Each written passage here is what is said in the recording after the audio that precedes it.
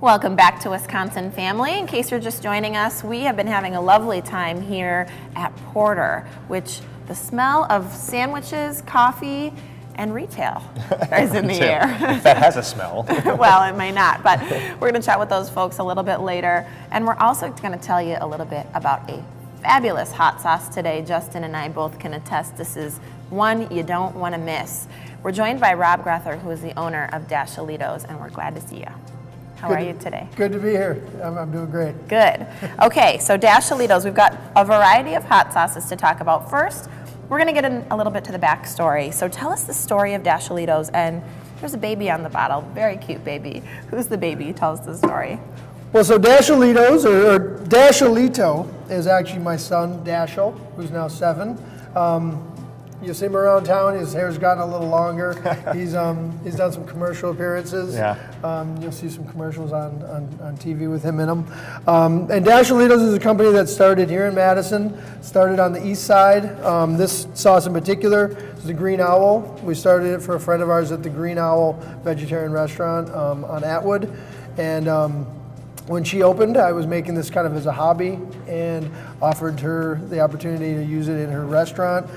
She liked it, so I started making it for her in her kitchen, and then it's just kind of grown organically from there, which is kind of our play on words that we've grown organically. Yeah, perfect. I love it. Very cute. So you're growing, and what year did it start? It started when your son was a baby, you said? You know, when the Green Owl opened, Dashel was about 1. Okay. And then it was about a year or 2 from there that we kind of just did stuff in the Green Owl. Okay. We started making it for them in their kitchen, or they started making it in their kitchen, and then people asked if they could buy it. And that's kind of was the time that things took off from there. Sure. I had to go get all of our licensing and kind of jump through all the hoops, figure things out.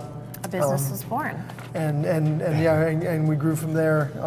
Started bottling, got some partnerships with some people in town here. Sure. Mallards were great early on, still are.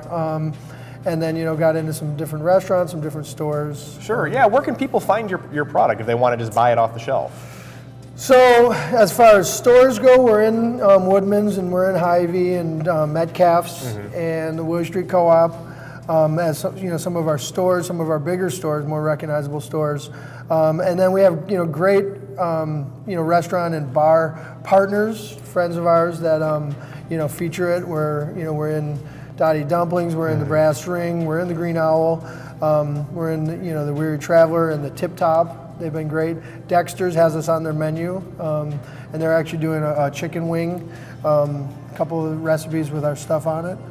That's incredible. So you're really all over the Madison area. That's wonderful. We're all over Madison, and then we are actually statewide in some of them, some specialty shops. We're all the way down in like Kenosha at Mars Cheese Castle, which is a really big kind of tourist attraction. Actually, later today, I'm going down to Walworth. I'm meeting with the Daniels Century people. Okay. And should be in the Janesville and Walworth Centuries down in that area, soon. And cool. Then we're heading over to Milwaukee, and we're kind of branching out into some of the places and locations kind of in that area. Nice. That's exciting. We love to see a nice local business grow and thrive, and especially with a fabulous product. So let's talk a little bit about the product and some changes. But what are you bringing on that's new? Is there anything new on the horizon? Well, we've got a couple other sauce ideas. We've been very lucky that the sauces that we've made that I'm the one that kind of came up with them have worked out. I've had some other sauces that I haven't followed through with because I didn't like them. I tell people I make them because I like them.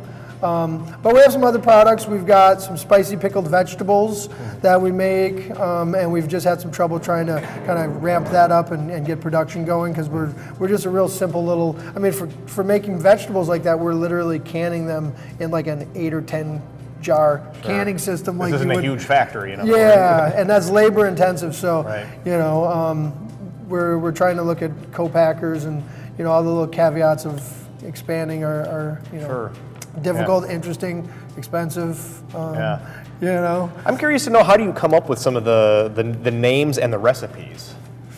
So the names are that's a hard one because I kind of try and keep the idea. The labels, that's a whole nother process that Right. we go through. The names, we try and come up with something like the Undertow. That was one that I really kind of went back and forth on for a long time.